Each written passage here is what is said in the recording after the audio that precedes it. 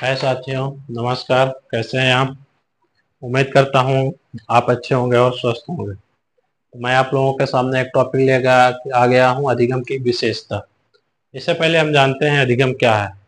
पहले वीडियो में मैंने आपको बता भी चुका है कि अधिगम क्या है। तो आज भी थोड़ा जान लेते हैं अधिगम क्या है। फिर मैं आपको बताऊंगा अधिगम की विशेषता। जैसे हमने यहाँ 10 पॉइंट लिख के रखा है, जिसको मैं बताऊंगा और आपसे एक्सप्लेन करूंगा। आइए इससे पहले जानते हैं अधिगम क्या होता है। अधिगम का इंग्लिश शब्द लर्निंग होता है साथियों।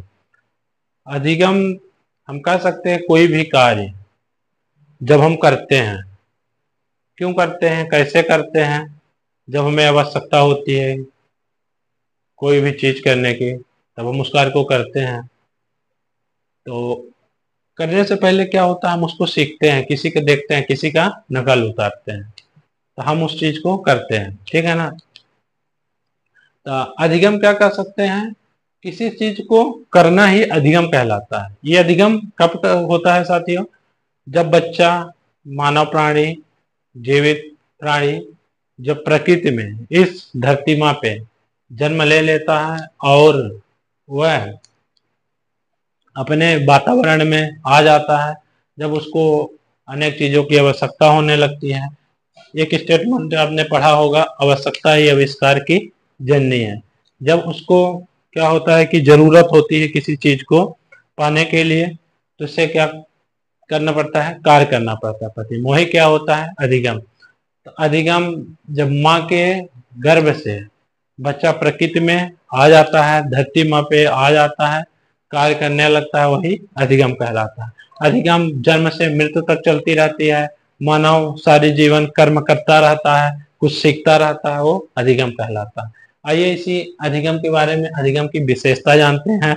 अधिगम मैं आपको बताया क्या है, ठीक है ना। तो अधिगम की विशेषता, अधिगम कैसे होता है सारे जीवन में, यही जानते हैं। ठीक है ना।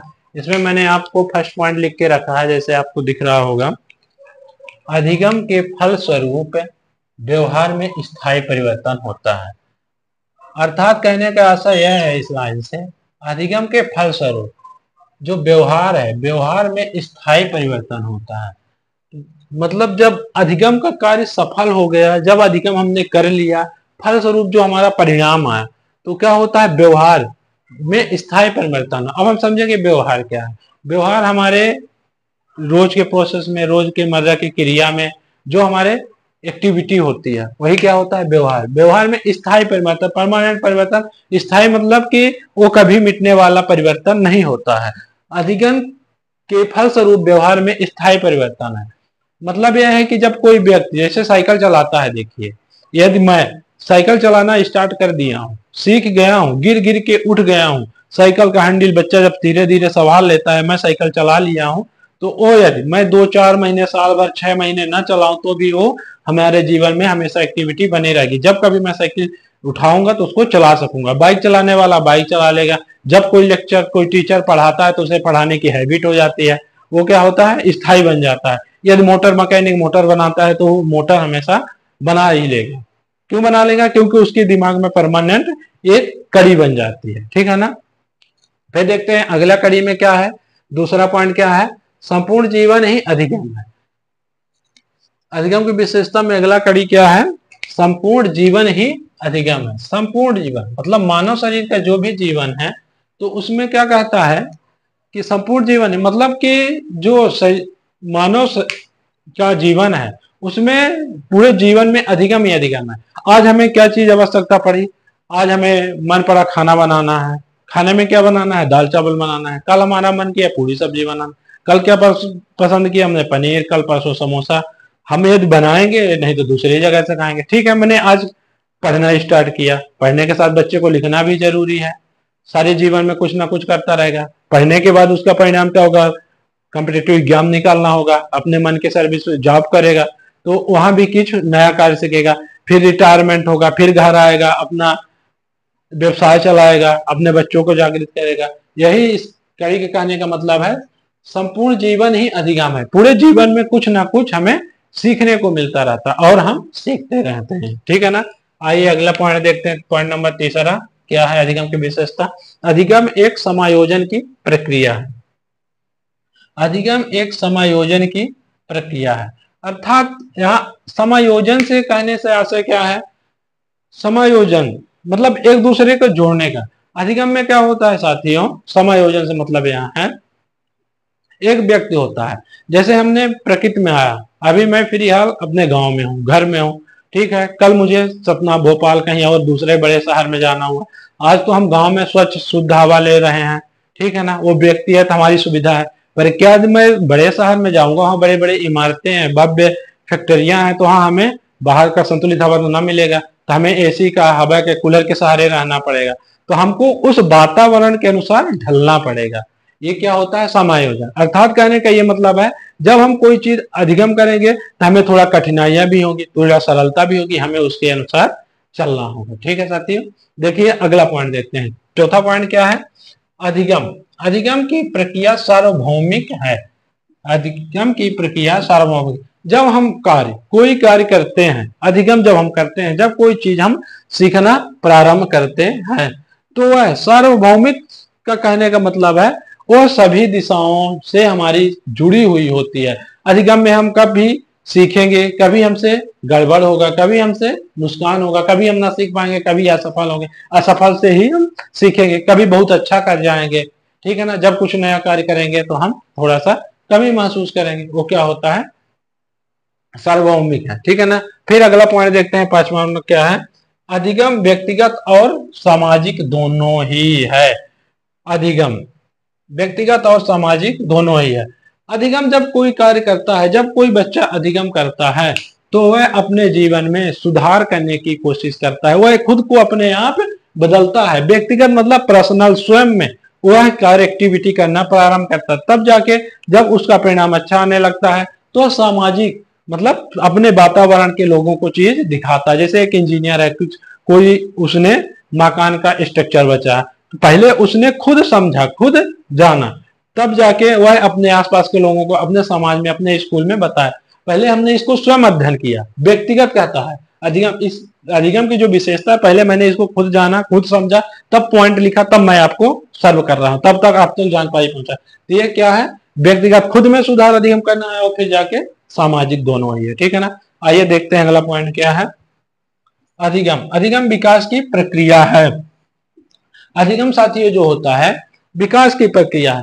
यदि कोई भी मानव जाति या कोई भी प्राणी अधिगम करता है, कोई भी कार्य करता है, तो उससे उसके मानव जीवन में कोई निगेटिव प्रभाव ना पड़ेगा, बुरा प्रभाव ना पड़ेगा, उससे कुछ ना कुछ वो सीखेगा, वो उस कार्य से जहां था उसके लेवल में ऊंचाइयों को ले जाएगा, ठीक है ना। उसके भले ही ऊर्जा नुकसान हुए, कहीं उसका व्यय हुआ, यदि आपने कोई पुस्तक खरीद के ले आया है साथी, तो यदि आप उसको पढ़ेंगे तो उसको आपको दो शब्द ज्ञान ही होगा, ये नहीं आपको ज्ञान में कमी आएगी। यदि आपने खाना खाया है, ठीक है ना, अधिगम किया है, खाना कैसे बनाते हैं, आपने किसी को देखा खाना बनाते हुए, तो कैसे मतलब ये बना रहा है, तो यदि आप वहां खड़े होकर आपके नजर काम कर रहे हैं तो आप इसको देखेंगे, तो आप उतना चीज सीखेंगे, तो आपके लाइफ में क्या हुआ? अधिगम, ठीक है ना।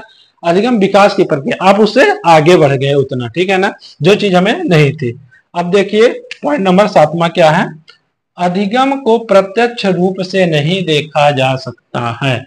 ये जो अधिगम है साथियों, तो आंतरिक रूप से हमारे मन में, हमारे दिमाग में ये विकसित होता है, किसी को दिखाने की जरूरत नहीं है, किसी को बताने की जरूरत नहीं है। यदि आप अधिगम कर गए हैं, यदि वो सीख गए हैं, तो आप में स्वयं आप आकलन कर सकते हैं कि हमने आज क्या सीखा है, पहले से मुझे कितना आज आने लगा है। आज आपने 4 क्वेश्चन मैथ के किए हैं, तो कल 6 क्वेश्चन करेंगे। आज आपने गुणा सीखा है, तो कल गुणा के सहारे भाग सीख जाएंगे। ये क्या होता है? प्रत्यक्ष रूप से दिखाने की जरूरत नहीं है, वो आप में खुद एक कैपेबिलिटी बन जाएगी। आज आप 4 लोगों के बीच में भाषण दे रहे हैं, कल आप 10 लोगों के बीच में भाषण देंगे, ठीक है ना। वो किसी में दिखता नहीं है, वो सेल्फ डिपेंडेंट होता। अधिगम आप में कैपेबिलिटी बताएगा, ठीक है ना। अगला पॉइंट देखते हैं क्या है साथियों। अधिगम उद्देश्यपूर्ण एवं विवेकपूर्ण होना चाहिए। जो अधिगम होता है साथियों, अधिगम की कोई भी कार्य करने से पहले हम उसमें रुचि दिखाते हैं, हमारा उसमें रुचि क्या है, उसको हम भावनात्मक तरीके से तर्क के रूप से एक टारगेट बनाते हैं, तब हम अधिगम कार्य प्रारंभ कर सकते हैं। उद्देश्य पूर्ण होना चाहिए और विवेक पूर्ण होना चाहिए। मतलब कि जैसे हम जंप कर रहे हैं तो जंप हम आराम से आहिस्ता से करेंगे, ठीक है। ये नहीं तो हम पहले सोच लिए कि नहीं हम इतना कूद नहीं पाएंगे, मतलब कि बुद्धिमान ये नहीं। हम यदि हम जंप करेंगे जाके मिट्टी पहले खुदवाएंगे, जब फिर मिट्टी पे हम जंप करेंगे, जब मिट्टी मुलायम हो जाएगी और हमारे पैर में चोट न लगी। हमें जंप करना है तो हम डायरेक्ट जाके सड़क पे जंप ना लगाने देंगे। जैसे पुलिस फिजिकल में जंप होता है तो पहले उसके लिए ग्राउंड बनाया जाता है, उससे डैम्प खुलवाया जाता है, बालू डाला जाता है। तो ये क्या हुआ, विवेक है, दिमाग है। और उद्देश्य हमें बनाना, हमें कितने मीटर जंप करना है, हमारी योग्यता उसमें कितना मांगा है, विवेक। यदि हमने विवेक पूर्ण कार्य नहीं किया तो हम जाके रोड में जंप लगा दिए 8-10 मीटर, जाके हमारा पैर भाई टूट गया। ये क्या हो गया, अधिगम उद्देश्य पूर्ण एवं विवेक पूर्ण होता है। अगला पॉइंट देखते हैं साथियों, क्या है 9वां, अधिगम स्थानांतरणीय है। अधिगम में क्या होता है साथियों, आज हमने कुछ बनाना सीख गया, जैसे कि हमने आज करेले की सब्जी बनाया, करेले की सब्जी दूसरे को खिलाया, बहुत अच्छे टेस्टी थे। उसने पूछा भाई कैसे बनाए थे, बहुत अच्छे टेस्टी है। कड़वा कड़वा क्यों नहीं, हम तो बनाते हैं कड़वा हो जाता है। हमने बताया भाई करेले को मैंने ले आया तो पहले सीधा काट लिया, सॉरी पहले धुल लिया सीधा, फिर उसको धुलने के बाद काटा मैंने, फिर जाके मैंने तेल में फ्राई किया धीमे धीमे आंचे में, तब जाके हमारा करेला कड़वा नहीं हुआ। तो ये क्या हुआ, जो हमने अधिगम सीखा था मेरे द्वारा, वो मेरा साथी भी सीख गया, अगली सब्जी उसके भी करेले की कड़वी नहीं होगी साथियों, ठीक है ना। आइए अगला देखते हैं क्या है 10वां पॉइंट अधिगम की विशेषता में। अधिगम उत्तेजना तथा अनुक्रिया के मध्य एक संबंध है। यदि हमें अधिगम कार्य करना है दोस्तों, तो उत्तेजना और अनुक्रिया के मध्य ही होगा। उत्तेजना क्या है, एक्साइटमेंट होता है उत्तेजना, जब हम उस क्रिया को करने के लिए मन से उत्सुक होंगे तभी उस कार्य को हम कर सकते हैं। अनुक्रिया मतलब एक्टिविटी, उसके प्रति हम समर्पण होंगे तब हम उस कार्य को करेंगे, ठीक है ना। ये अधिगम की विशेषता है। अगली विशेषता एक मैं आपको बताता हूं, अधिगम एक ज्ञानात्मक, भावनात्मक व मनोक्रियात्मक पक्ष से संचालित होता है।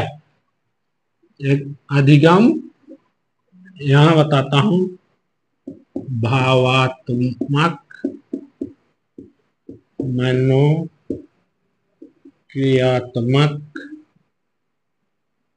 भावात्मक, मनोक्रियात्मक, ज्ञानात्मक,